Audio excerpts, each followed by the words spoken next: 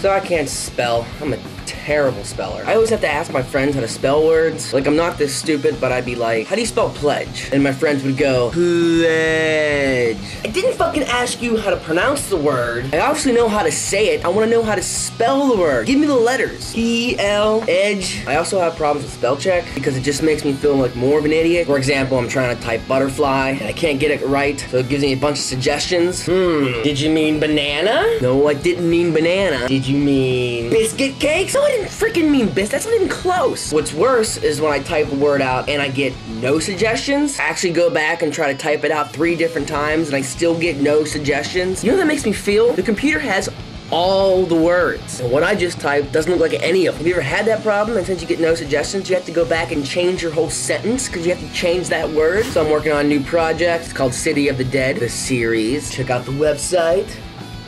Check out the website, links in the description. I'm also performing on December 3rd at Robert Morris University at Massey Theater at 9 p.m. I'm the host, featuring Kurt Brannigan and Matt Light, and headlining Aaron Kleiber. Let's take a quick look at Aaron. Being fat only works in comedy. This is all I can do.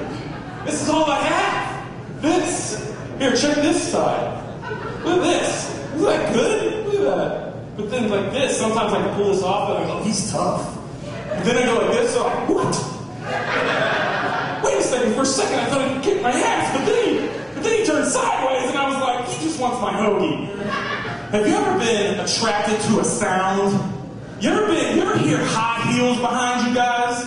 Yeah, he's like, oh, wait a second. You ever hear high heels walking? Sometimes you just hear high heels and it's like, you're like, who is that behind me? I don't know what it is. You're like, that is a 6'1" Swedish blonde with stiletto heels.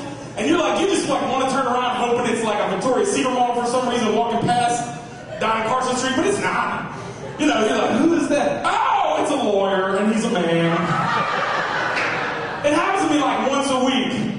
It does, and I can't stop. I'll hear high heels and I'm like, she's gonna be hot.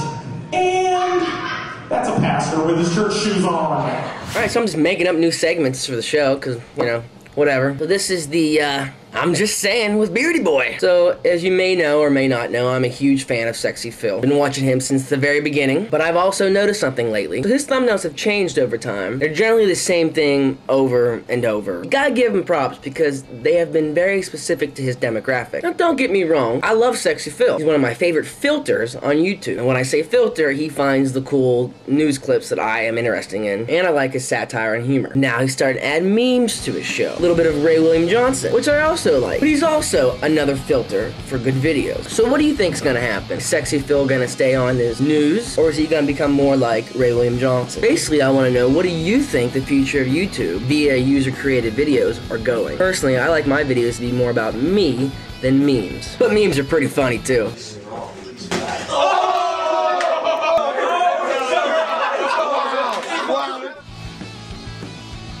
But if we're talking about just plain content, Smosh, Shane Dawson, Alpha Cat, Bratz and Beretta, those guys are the ones that are going to be on YouTube for a very long time.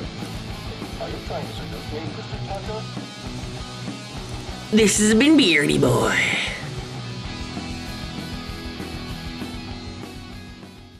You have new mail. That would have been pissed me off.